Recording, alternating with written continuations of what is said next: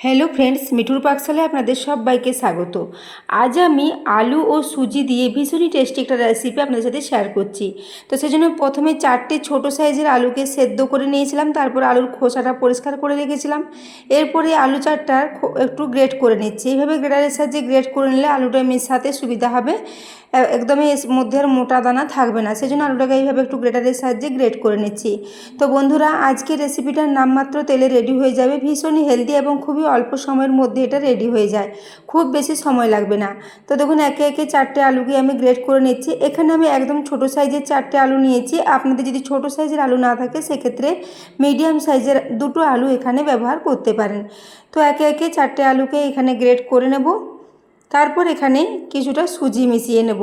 তো বন্ধুরা, আজকের এই রেসিপিটা ভীষণই হেলদি, খুবই চটজলদি তৈরি হয়ে যায়, খুব কম উপকরণে রেডি হয়ে যাবে এটা।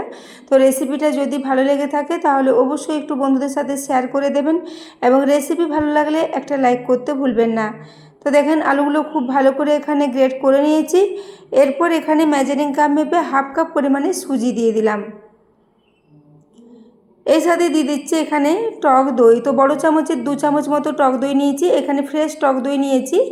তো দইটা দিয়ে দিলাম। এরপর এখানে দিয়ে দিচ্ছি 2টো কাঁচা লঙ্কা, একদম ছোটো টুকরো করে কেটে রেখেছিলাম। তো কাঁচা লঙ্কাগুলো খুবই ছোটো ছোটো ছিল, তো লঙ্কার পরিমাণটা আমি কমই দিয়েছি। আপনারা বেশি ঝাল পছন্দ করলে আবারও কাঁচা লঙ্কা বেশি পরিমাণে এখানে মিশিয়ে নিতে পারেন। এর সাথে দিয়ে দিচ্ছি 1 টুকরো আদা, আদাটাকে একটু গ্রেটারের সাহায্যে গ্রেট করে এইভাবে মিশিয়ে নিচ্ছি।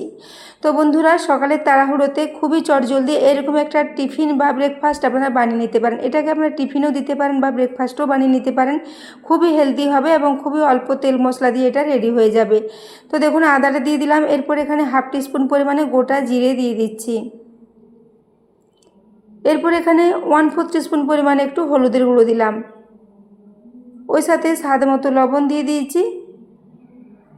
আর এখানে বিশেষ কিছু মশলা লাগবে না, সবশেষে দিয়ে দিলাম হাফ টিস্পুন পরিমাণে একটু কসুরি মেথি দেবো। কসুরি মেথির পরিবর্তে আপনারা এখানে কুচনো ধনে পাতা বা কারি পাতার ব্যবহার করতে পারেন। তো এরপর সমস্ত কিছু দেওয়া হয়ে গেলে প্রথমে আলুর সাথে একটু সুজিটাকে মিশিয়ে নিচ্ছি। তারপর এখানে জল দিয়ে দেব।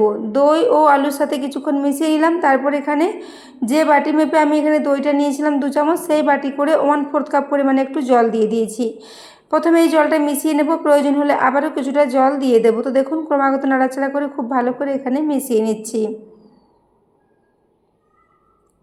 তো দেখুন, মিশ্রণটা এখন অনেকটাই শুকনো শুকনো আছে, এখানে আবারও কিছুটা জল মিশিয়ে নিতে হবে। তো আমি এখানে প্রায় হাফ কাপ পরিমাণ জলেরই ব্যবহার করেছি হাফ কাপ সুজির জন্য। তো দেখুন, ক্রমাগত নাড়াচাড়া করে খুব ভালো করে এটার সাথে মিশিয়ে নিচ্ছি। এইভাবে এটাকে খুব ভালো করে মেশানো হয়ে গেলে রেস্টে কিছুক্ষণ রেখে দেবো, প্রায় 5 থেকে 7 মিনিটের মতো রেখে দিলে হবে।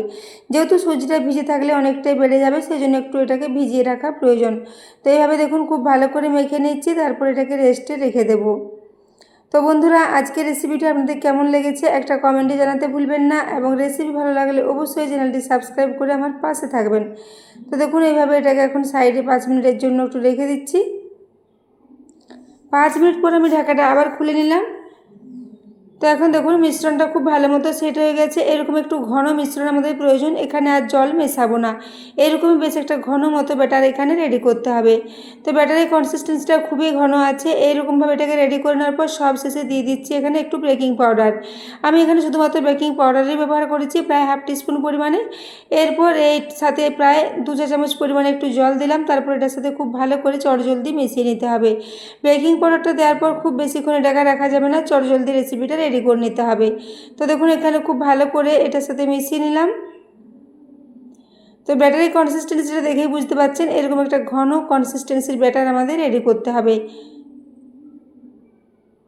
তো দেখুন, এখন এটা খুব ভালো মতোই রেডি হয়ে গেছে। এটা এখন একদমই রেডি। এদিকে গ্যাসে আমি একটা তড়কা প্যান বসিয়ে দিয়েছি। আজকে রেসিপিটা আমি তড়কা প্যানে রেডি করে নেব, তাতে সরষের তেল দিয়ে দিচ্ছি। আমি রেসিপিটা সরষের তেলে রেডি করেছি, আপনারা যে কোনো ধরনের তেলে এটাকে রেডি করতে পারেন। এখানে প্রায় 2 চা চামচ পরিমাণে তেল দিয়ে দিলাম। তারপর এখান থেকে প্রায় 2 থেকে আড়াই চামচ পরিমাণে ব্যাটারটা নেব। তারপর মাঝ বরাবর কিছুটা দিয়ে একটু চামচ করে ছড়িয়ে নিচ্ছি। এইভাবে এটাকে ছড়িয়ে নেওয়ার পর ঢাকা দিয়ে প্রায় 2 মিনিটের জন্য একদম লো ফ্লেমে রেখে দেবো।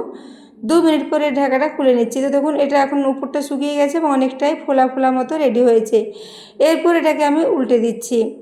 উল্টে দেওয়ার পর অপর দিকটাও প্রায় 1.5 থেকে 2 মিনিট পর্যন্ত একটু রান্না করে নেব, তাহলে দুদিকটাই খুব ভালো মতো একটা কালারও চলে আসবে এবং ভেতর পর্যন্ত খুব ভালো মতো রান্না হয়ে যাবে।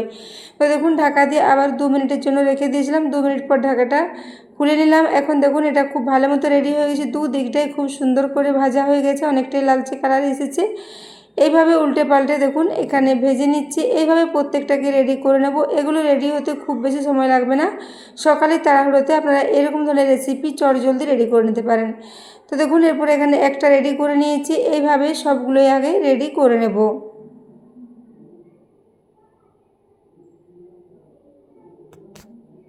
তো দেখুন এইভাবে এটাকে তুলে নিলাম। এরপর আবারও একটা ওই একইভাবে রেডি করে নিচ্ছি। তো প্রথমে ওই জন্য এখানে প্রায় 2 চা চামচ পরিমাণে সরষের তেল আবারও দিয়ে দিলাম। এরপর বেশ কিছুটা ব্যাটার এখানে দিয়ে দিচ্ছি। তো বন্ধুরা আজকের রেসিপিটা বাড়িতে অবশ্যই একবার ট্রাই করবেন এবং ট্রাই করলে রেসিপি কেমন লেগেছে কমেন্টে জানাতে ভুলবেন না। সুজির সাথে আলু দেওয়ার জন্য এর টেস্টটা অসাধারণ হয়েছিল, খেতে ভীষণই খাস্তা ও মুচমুচে মতো রেডি হয়েছিল। বাচ্চা থেকে বড় সবাই এটা ভীষণই পছন্দ করবে। তো দেখুন দ্বিতীয় ব্যাচে আবারও একটা এখানে রেডি করে নিয়েছি। এইভাবে এগুলোকে আবারও কয়েকটা রেডি করে নেব, তারপর একটা প্লেটে সাজিয়ে নেব। তো দেখুন এগুলো দেখতে ভীষণই লোভনীয় হয়েছে, খুব সুন্দর একটা কালার এসেছে। এরপর একে একে সবগুলো ভেজে নিয়েছি, তারপর এখানে এগুলোকে সার্ভ করে দিচ্ছি। তো দেখতেই পাচ্ছেন কতটা ফোলা ফোলা, কতটা স্পঞ্জি মতো রেডি হয়েছে এবং উপর থেকে ভীষণই খাস্তা মতো রেডি হয়েছে এবং ভেতরটা খুবই নরম। তো এরপর দেখুন একটা ভেঙে দেখিয়ে দিচ্ছি, ভিতরটা ভীষণই স্পঞ্জি ও জালিদার মতো রেডি হয়েছে। তো বন্ধুরা আজকের রেসিপিটা এতক্ষণ দেখার জন্য আপনাদের অশেষ ধন্যবাদ।